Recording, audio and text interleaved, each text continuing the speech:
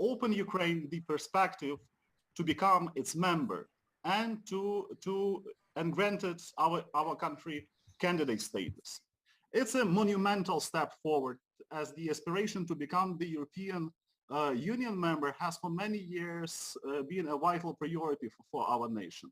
This is an existential answer to Russia's aggression, Russia's will and claim to eliminate Ukraine and to subjugate our lands, our territory, to defeat the aggressor, liberate our lands, to join the European Union and NATO, to recover and build a prosperous and strong Ukraine. These are our aims. Today we will talk about Ukraine's recovery and the international plans how to help Ukraine. The International Ukraine Recovery Conference to be held in Lugano on the 4th and 5th of July will become, in my opinion, some kind of a checkpoint. We will see what the international community is ready to provide. Is there any kind of real international vision or plan how to help Ukraine?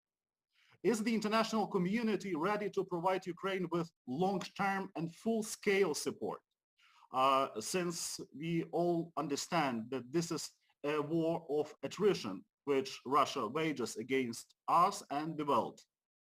How to create the conditions for the foreign investments into Ukraine despite the war.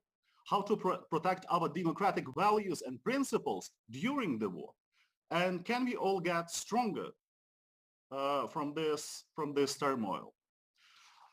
I'm privileged and glad to discuss these questions with our distinguished speakers, and I would like to introduce them.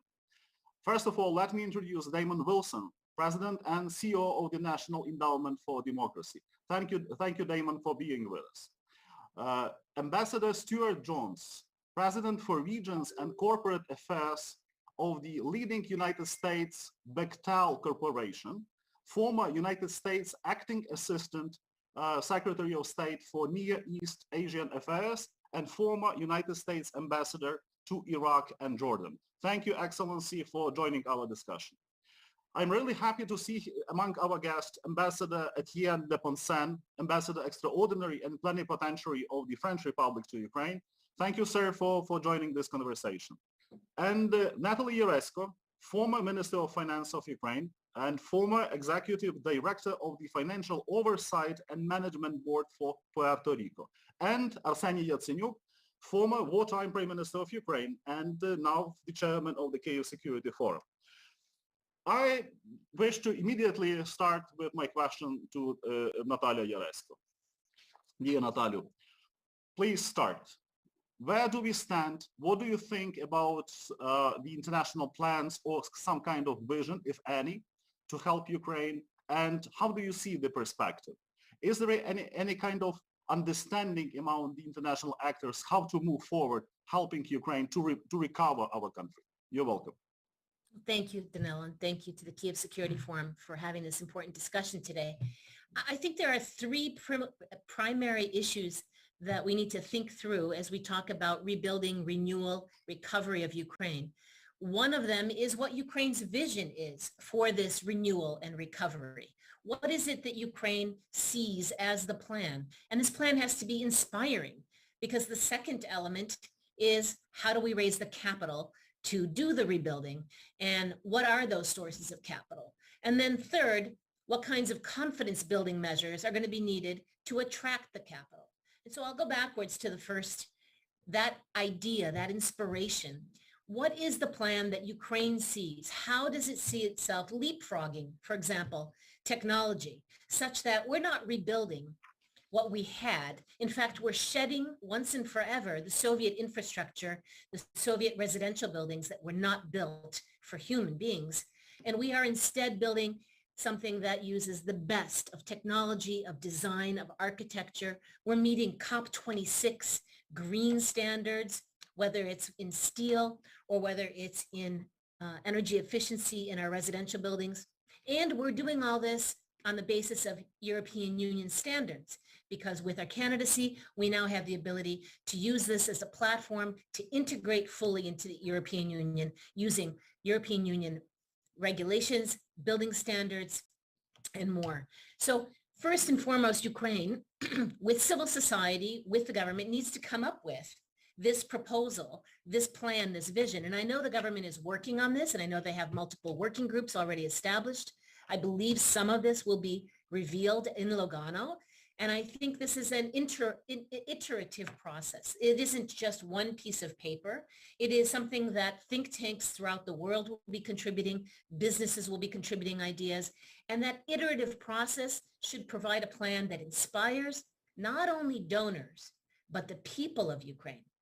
The people of Ukraine in the first case, that what's being rebuilt is for them and that it is better than what they had before. Moving to the sources of funding, I think there are going to be multiple categories. And I'll focus on the first, which is the most difficult one, which is Russian confiscated assets. And I know that in each jurisdiction where Russian assets have been frozen, specific and unique legislation would need to be adopted, and there would be due process in every one of these jurisdictions. There would be the right for the entity or oligarch or individual whose assets were frozen to go to court to appeal the decisions. But with all that said and done, Russia's frozen assets and potentially incremental reparations from Russia still need to be at the core of rebuilding and renewal of Ukraine because they caused the damage. Those monies will take time to access. So we first of all need to start that process now, seeking legislation in every jurisdiction. But then we also need to think about the other sources of capital. And there it's the international financial institutions, EBRD, the EIB, the World Bank. It is the G20, and I specifically do not say G7, but G20, because we need to broaden the umbrella. And last but not least, certainly, is the private sector capital that needs to be an integral part of this rebuild. And then you get to that third piece, which is the confidence building measures. And in my mind, for major donors, for the international community, one of the confidence building measures that's absolutely required is an agreed upon, complex, transparent procurement system, a single procurement system that major donors can agree with, that is managed either by a separate agency and or by a third party. And that procurement process is, there are people embedded into the entity to be monitoring it closely, auditing it regularly, and reporting on that procurement process. I think that is one of the things that we need to start thinking about and negotiating with our donors today. And for the private sector, I think there are many confidence building measures that will be necessary, but the two that I'll mention are increased political risk insurance from governments, and I believe access to immediately a court where they believe they can have a fair decision-making process. Notwithstanding judicial reform that must continue and will take time, perhaps it's time to implement a court, for example, under UK law with foreign judges, where foreign investors immediately have access to that level of confidence in rule of law. I'll end there and say that I don't believe the international community has agreed on any particular plan or any particular process or coordination. I think the upcoming Lugano meeting and the G7 meeting will be a part of that discussion. But I don't believe that we're there yet. I don't believe anyone's agreed on anything in detail, while we all focus on trying to get the weapons to Ukraine to end the war as a first priority. Right, this is true. This is true. This is priority above all priorities. For Natalie, I really love the plan, this comprehensive approach, which sounds for me very reasonably and solid. And it sounds like almost very difficult, almost incredibly complicated work to be done, both by Ukraine and the international community. And we really need very strong leadership to make this happen, to make this real. I have another question for you, which I believe is important for Ukraine's audience. Do you think there are some other instruments that could be used to help Ukraine? Like, is it possible to relieve or cancel Ukraine's external debts? What would you advise to Ukraine's cabinet on this matter? And can we move forward on this? So I separate the macro financial stability which to me is an IMF program. We will have to enter into an IMF program at some point when we have a vision of both our balance of payments gap as well as how our economy is going to look. And with that IMF program, there is no question that aside from any rebuilding and renewal and recovery, there will be a need to provide macro financial support to Ukraine. And a part of that will have to come from the private sector and some type of debt restructuring. I don't think a cancellation is very practical, but I do believe that the Ukrainian government should be pursuing now a standstill or a moratorium, meaning a cessation in payments. And I know this is not the official vision of the government, so I'm taking quite an extreme view here. But I believe that as long as we're asking donors to help support our budget deficit every month, we ought to be negotiating what I believe is perfectly understandable to the private creditors, a standstill or a moratorium, not a restructuring, until such time as we have the ability to negotiate an IMF agreement, and then that debt restructuring will be, as it was in 2014 and 15 in our government under the Prime Minister, part of the macro financial stability package that the IMF agrees on and works on. So I think right now what we need to do is get a breathing spell, time, and then when we negotiate an IMF agreement, then we can move forward on a debt restructuring. Natalie, thank you very much. I do appreciate your remarks. And now I turn to Ambassador de Poncins, to our French colleague. The European Union is going to play a major role in the global efforts to support Ukraine, doesn't it? The European Commission has already set out plans to address Ukraine's financing gap and the longer-term reconstruction framework. So what the European Union has already done? The European Union has mobilized around 4 billion euros, 1 billion to support Ukraine's overall economic, social, and financial resilience. Military assistance amounts to 1.5 billion. Additional macro-financial assistance of around 9 billion was approved today by the European Council, and it will be complemented, we hope, by other bilateral and multilateral international partners, including the G7. And I thank Natalia Jaresko for mentioning G20, which is a larger umbrella which may help, hopefully, Ukraine. But the situation requires even more. Etienne, in your opinion, how does the European Union, where France plays a crucial role, see the Rebuild Ukraine reconstruction plan? You're welcome. Thank you, Danylo, and good evening to everyone. I'm very impressed to be invited to talk in such an impressive panel. Maybe, and it's a difference with Natalie, I am on the ground in the middle of a war, and we are less looking forward or less anticipating than some of you. It's true that the reconstruction is now the next step, but for the moment and for the last 4 months, we have been fully occupied with support given to Ukraine. And you mentioned, Danylo, the support provided by the European Union, and it was really very, very impressive and going on very short notice.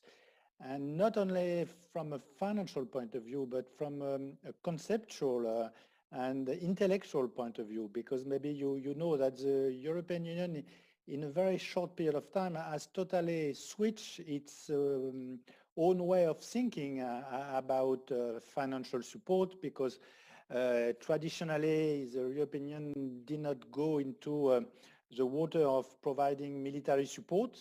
And so this U-turn, very impressive one, was done in a few days. And we have, as you have mentioned, we have provided, we as the European Union, we have provided for 1 billion euros of military equipment, military ammunitions.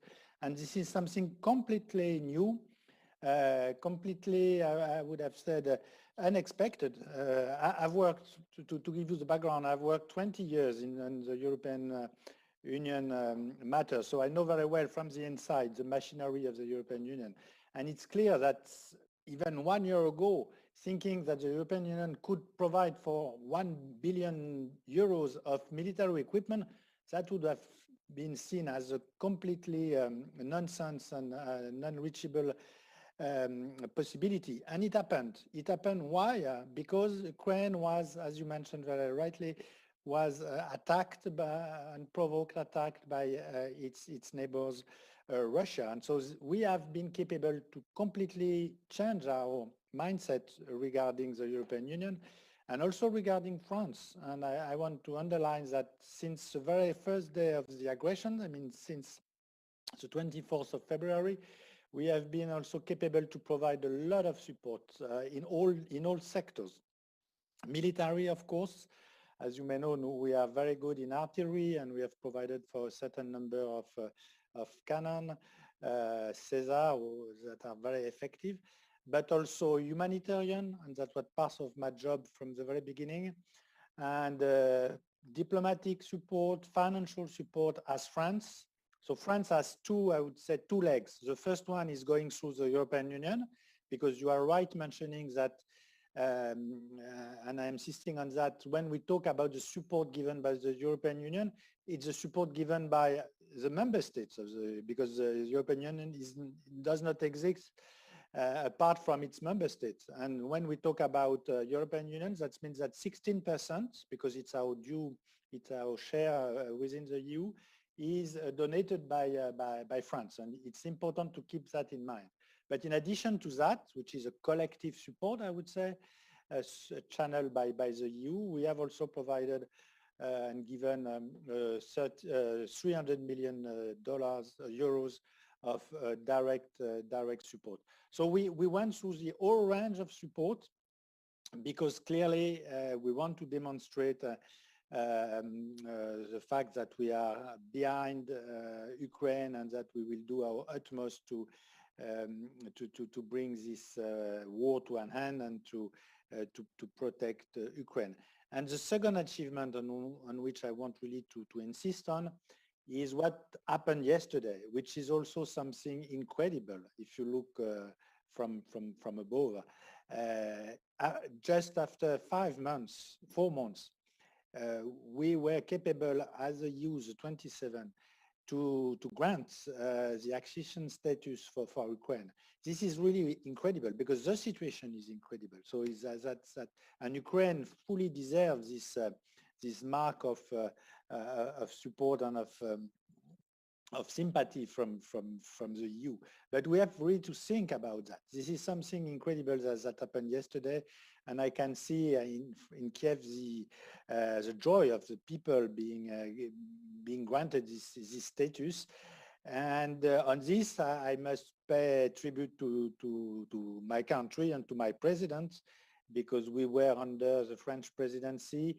You know that President Macron came last week, just a week ago, to Kyiv, despite, maybe you are aware, quite a complicated internal political situation, but he wanted, and he was right, coming to Kyiv with three important colleagues, Chancellor Scholz, President of the Council Draghi, and the President of Romania. And so the four leaders came. They discussed with President Zelensky, and they put this candidacy on the right step. And this meeting, this visit to Kyiv was really, it was said by the press, but I agree with that, was really historical in that sense, and it will remain in our memory as the moment where European Union decided for granting this very important status. So coming back to your specific question, maybe it's because I'm here, I am in the middle of so many problems, so many difficulties, and we want to help so much Ukraine that, frankly speaking, I do not have a clear vision of how, and I thank Natalie for its very clear vision, and I commend her for a very clear vision about the reconstruction.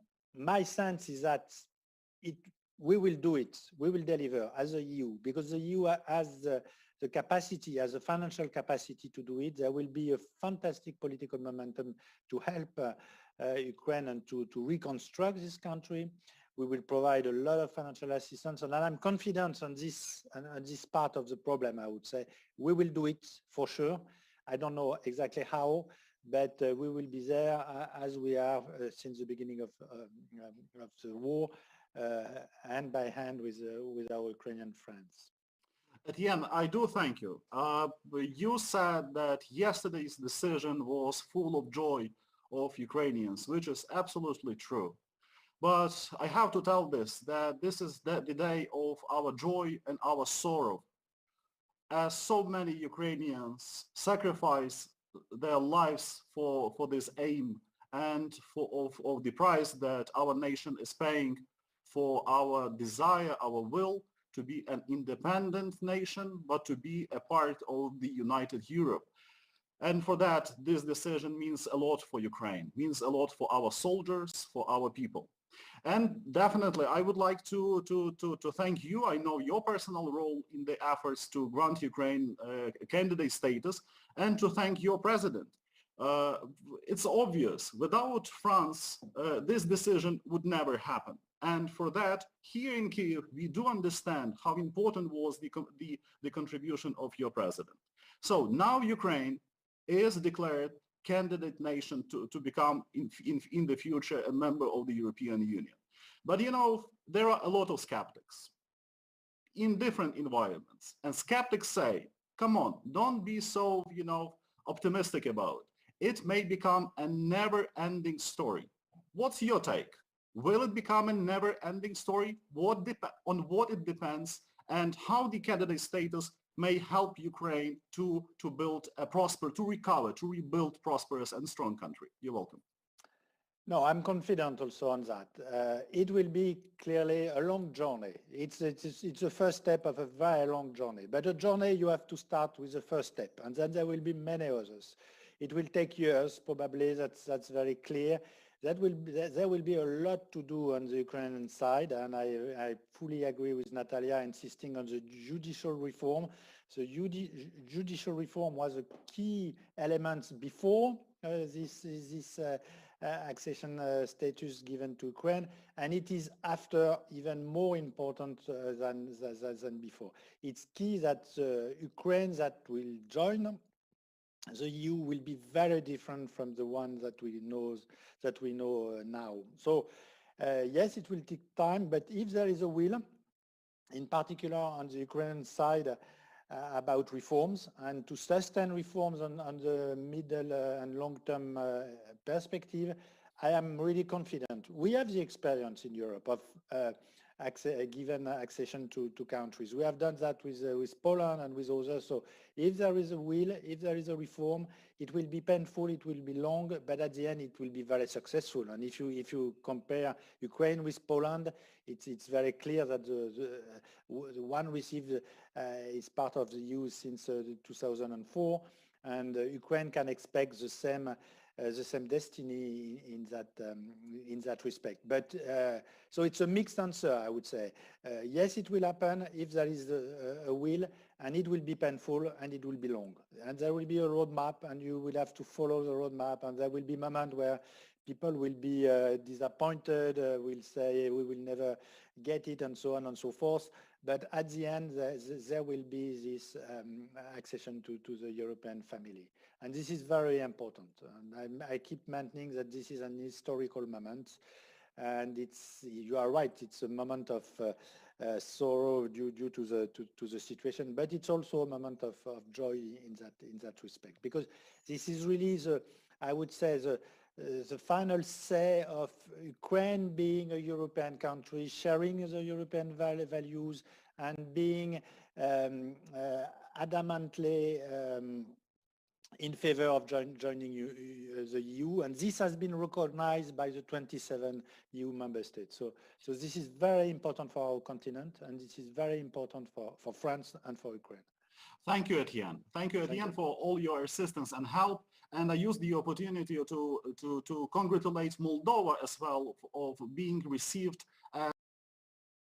as a candidate country to become the EU member in the future. And now I turn to our good friend Damon Wilson, It's a great privilege and honor, Damon, to have you with us. I'm really happy to see you, and thank you for everything you do now for Ukraine. The topic we discuss is difficult, complicated, but nevertheless, this is something which is very important for us, for the United States, globally. Samantha Power, good friend of Ukraine, good friend of the Kyiv Security Forum, recently, just a few days ago, said that the Ukrainian government loses between 5 and 6 billion United States dollars every month as a result of Russia's war. These numbers are horrific. The current amounts of help are far from being sufficient. Let's admit it. In your opinion, Damon, how the United States should be engaged in the efforts to support Ukraine, and why it is so important, not only for Ukraine, but for the United States and for the international community. You're welcome. Danylo, it's such a pleasure to be with you. Thank you for bringing us, these remarkable people on the screen, together at a critical moment for your country. And I just want to also, what a historic moment. Hats off to our European colleagues. It's wonderful to have the French ambassador here at a time when Europe has shown such extraordinary leadership in getting the European Union process started for Ukraine.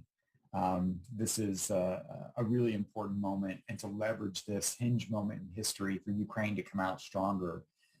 So yes, it's clear that Ukraine is hemorrhaging losses in human lives and in exports of agriculture in its entire production.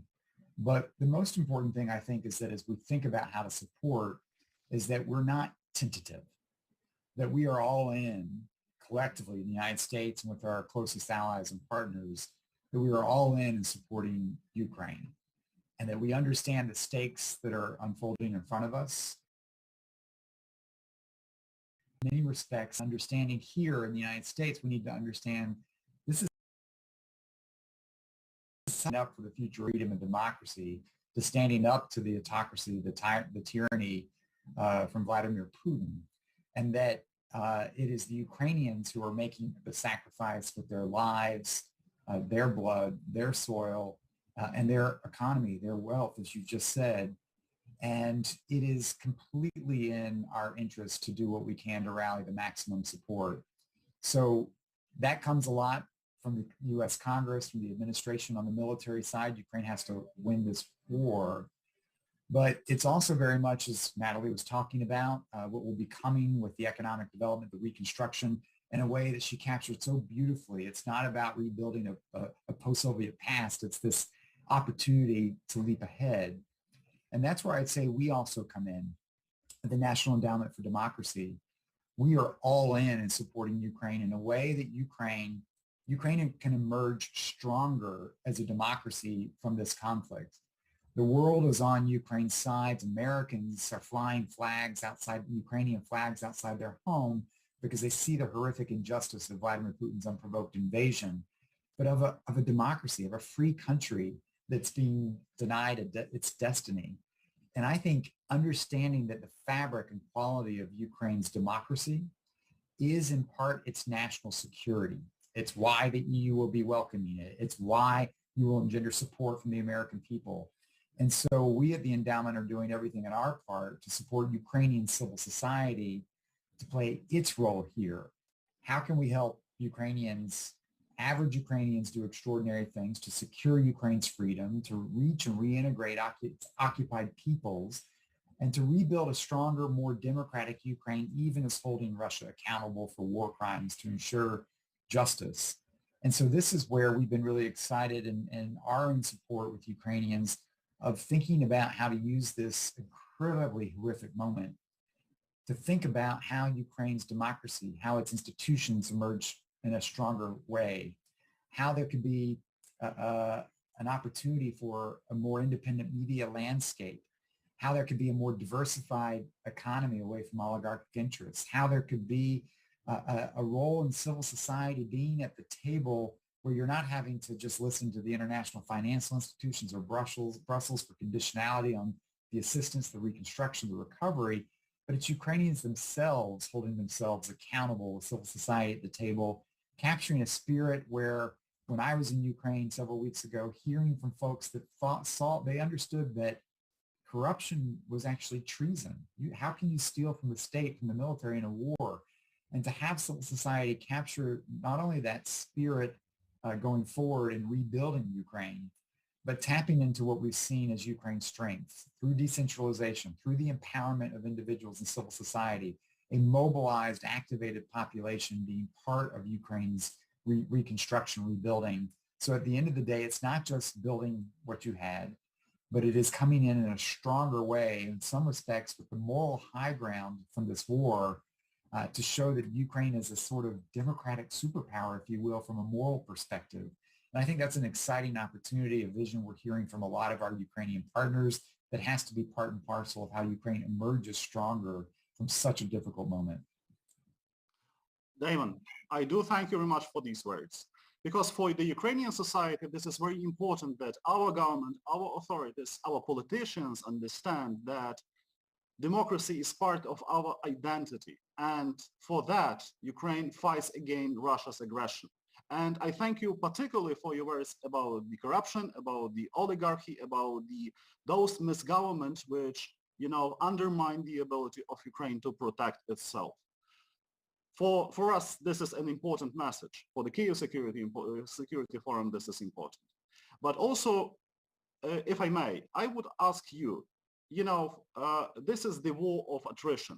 And many people globally, in the United States particularly, can get tired of thinking about Russia's war against Ukraine, because since they at some point they can become overwhelmed with their own domestic problems. What would you tell to those who may somehow at some point feel this kind of fatigue, kind of, being tired of those bad news that come from different parts of the world? What would be your message to those people? You're welcome. Well, I think this is an important point, because this isn't just about supporting Ukraine and a long war in Ukraine. I think we are entering a generational struggle in which democracies are going to be tested on whether they've got the fortitude to stand up and defend their own and have an offense in favor of freedom over time, in which a declining Russia, revanchist Russia, can inflict extraordinary harm, as we're seeing through Vladimir Putin's rampaging across Ukraine, combined with the rise of a communist party in China led by Xi Jinping and what that will mean. And so we don't really have the option of saying we're fatigued, we're tired, we just need to focus at home. The ground is shifting right now. And the question for us is, can the sacrifice of Ukrainians today help wake the world up to the threat, the challenge that we face, as long as kleptocratic autocrats are in Moscow, in the Kremlin, in Beijing, what this will mean for our interests, our values, our prosperity, our security. And so I see Ukraine as a moment, a galvanizing moment for what invariably is going to be a generational struggle for democracy to get off its back foot. We are in the 16th year of a democratic recession, and we need to be working together, honoring the sacrifice of Ukrainians, to understand that supporting Ukraine should be, this is part of coming out of what should be the low point of where we are in democracy right now. And Ukraine's success, Ukraine's ability to emerge as a free nation, as a stronger democracy, should be the opening salvo in a broader movement of democratic renewal, where we get out of this recession and we understand that it's going to take concerted effort, collective effort, sense of democratic solidarity to spark a sense of democratic renewal, so that we are collectively here during what will become a fourth democratic wave. That's not where we are today. We're still in the midst of a recession where Ukraine is paying the most extreme cost. But I think it's incumbent upon us to help, to work with our populations who understand. I mean, just remember, this all started, our support's extraordinary here, not because that's where we started in Washington. Many people in Washington were cynical and concerned that Ukraine wouldn't last 4 days. It's Ukraine's resolve, its courage, that mobilized average Americans to put a Ukrainian flag outside their house, even if they didn't quite know where it was on the map. It's Germans marching in the streets of Berlin that moved politicians, because we are democracies, moved them to be more decisive in that sport. We have to harness that.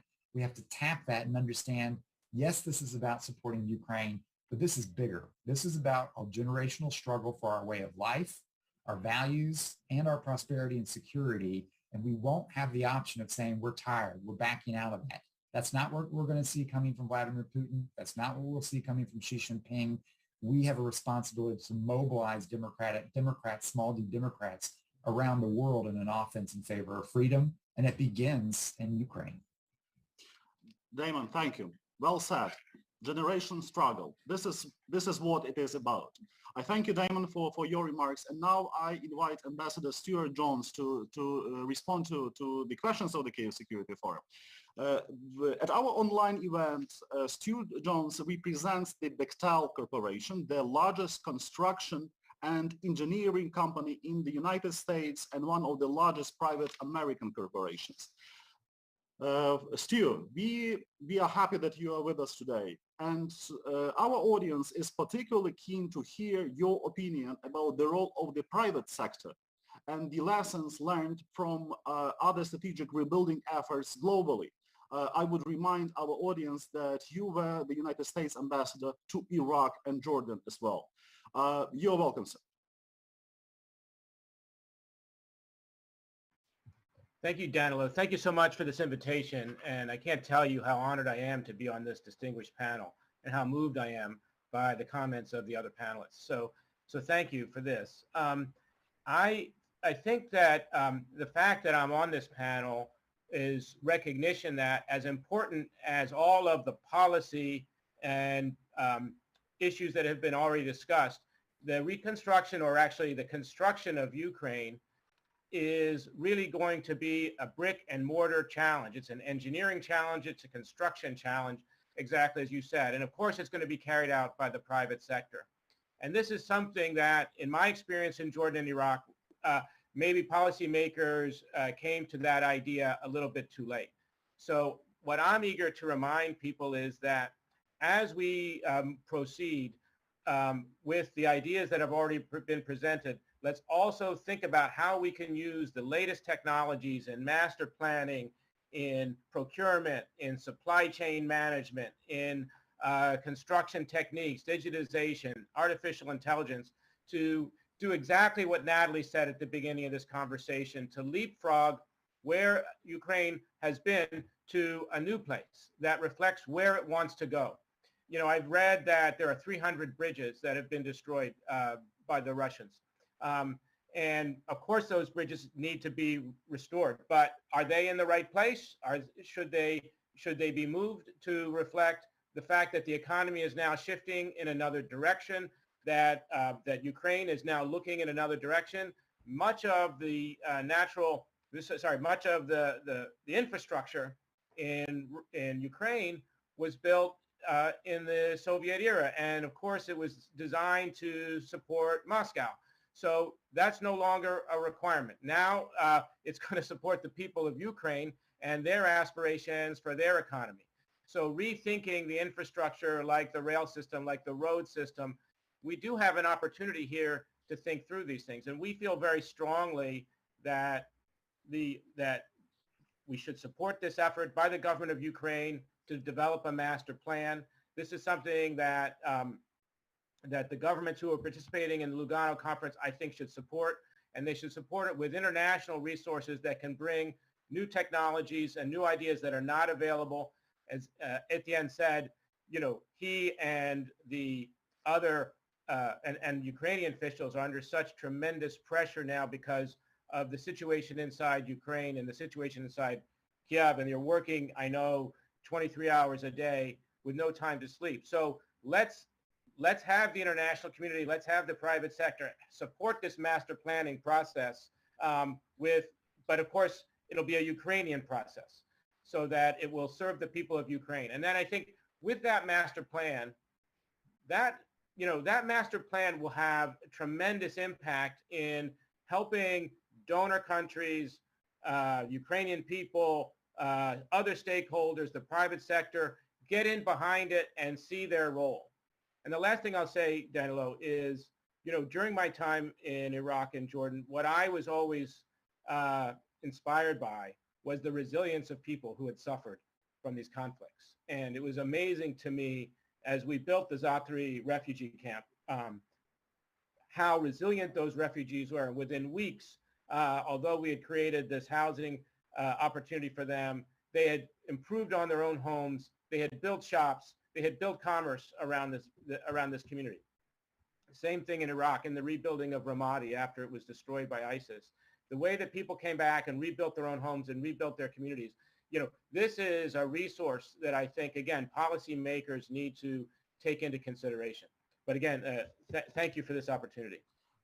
Ambassador, I do thank you. And this is important for us to listen to your views, as you are the representative of the private business now, but also a diplomat with a vast experience in very specific areas in different parts of the planet. And here I have the second question to you, which resembles what I asked Damon. Look, what do you think? What conditions are needed for the American private business to get into Ukraine, even despite the war? Do you feel that there is something should be done or should be ensured for that may be some kind of a confidence building measures for the international private business to come into Ukraine now? You're welcome. Well, I think Natalie's idea on ensuring that there's a court system that will protect private sector interests and protect people coming from outside so that they understand what the rules are and what the rules of the game are going to be, and that they can invest their time and energy and capital based on those rules. I think that's very important. I have to tell you, Danylo, I live on a street in Virginia where, more than 2/3 of the people have Ukrainian flags in their lawns. So there's a tremendous amount of willingness and desire to support the people of Ukraine right now in the United States. And I think that, again, the government of Ukraine should take the lead, and then donor countries and the private sector should come in behind what the Ukrainians want and support them where they want to go. And of course, the Ukrainians should create the most level playing field that they can, the most business friendly, the most investment friendly climate that they can. Some of this stuff cannot be done during the current conflict, obviously, and it's not in your interest to carry out some of this. But the planning part, the developing of these ideas, the thinking through how to leapfrog technologies and leapfrog what you have now, that is things that could be done right now, and I hope that'll be a product of the Lugano conference. Thank you, Stu. And thank you for telling us about those flags that you see in the streets of the United States. We are grateful. We are grateful to this energy, and what we would like to feel that this energy is used in a right and rightful direction. And I believe this is an important task for the Ukrainian authorities, not to waste this possibility, not to waste this opportunity, to do everything possible that we can do together with our international partner to succeed. And we will succeed. And now I invite Arseniy Yatsenyuk to make his concluding remarks. Arseniy, the floor is yours. Well, thank you. First of all, let me tell you thank you. I'm very grateful, Damon, in your person, Ambassador Jones, in your person, Natalie, in your person, to the American people for the unwavering support of our fight against the Russian aggression. Ambassador Etienne de Poncins, I am very grateful to you personally, to your country, and to the entire European Union for your historic decision to grant EU membership candidacy perspective for the Ukrainian people, for the entire Ukrainian nation. This is a huge geopolitical shift. This is a huge geopolitical decision that will make Ukraine and Europe stronger, better, and more secure. But let me give you a few just facts. What's really happened on the ground? Because, I usually fast in order to realize what needs to be done, let's find what's up, to check up what's up with the body, to check up what's what with the country. We already lost temporarily practically 21% of Ukrainian territory. I expect the GDP decline would be from 45 to 50% this year. We are running huge budget deficit. It's going to be around 35% this year. Natalie, it's not like 2% in 2014 and 2016 when we were in charge of the government. This is a completely different picture. 35% of Ukrainians already lost their jobs. I expect that we are to have more than $100 billion of the state overall debt. When we left the government, Natalie, it was $67 billion. We need another at least $8 billion in order to fill underground tanks with the natural gas. And it depends everything on the price. What's going to happen with the gas prices. The situation is not just complicated. One can say that this is a dire situation. This is the fact check, the reality we are living in. But on the other hand, and let me tell you one of the most important, I would say, and challenging and dramatic issues. We lost around 10 million, temporarily lost around 10 million of Ukrainians who fled the country, or those whom we call IDPs, internally displaced persons. 10 million. It's more than the entire Baltic states. So sometimes they call them as a human resources. This is not the resource. This is just people who lost their homes, who lost their future, who are displaced, and who don't see what's going to happen next day. So in this particular case, it's all about how to save Ukraine and how to save an entire nation. No doubt that Putin wants, first, to eliminate Ukraine, second, to extinguish, not to actually to exterminate an entire Ukrainian nation. He's a fascist. He's a Nazi. He's a war criminal. And at this historic juncture, there is no other way rather than to help Ukraine. We heavily rely on you. I mean, we heavily rely on every member of G7. We heavily rely on every single free nation which represents the free world. In order to restore or to rebuild Ukrainian economy, a new unprecedented plan has to be launched, which usually we call it a Marshall Plan. In this particular case, let me call this a Marshall Plan, not in the name of the former Secretary of State, but those who marshaled the support of the Ukrainian people. This is to be a joint effort of the free world to save this country. As yesterday, we got a EU membership perspective, real one, because we were fighting for this for at least 17 years. I do remember this after the Orange Revolution. And we did it. We did it together. So this is to be the bedrock of the future plan how to rebuild Ukraine. And I have no doubt that the free world is ready to support Ukraine. But the biggest question, which is right now on the table, how should we end this war? And there is a huge difference between how to end the war and how to win the war. We need to win this war in order to defend Ukraine and in order to protect every single country of the free world. There is no other choice. We're going to prevail and we will win this war. Thank you again for your support. I would like to thank you all and thank you, Arseniy, for these great remarks. I'm grateful on behalf of the Kyiv security to all of you for your ideas, your recommendations, and for your desire to stand with Ukraine. And we feel it, we really do. Damon said that this is a generational fight, generational struggle, and I fully agree with these words. We will succeed, since there is no alternative, and there cannot be alternative. I thank you again. This was the Kyiv Security Forum, and our great guests, as usual, participate in this important conversation. I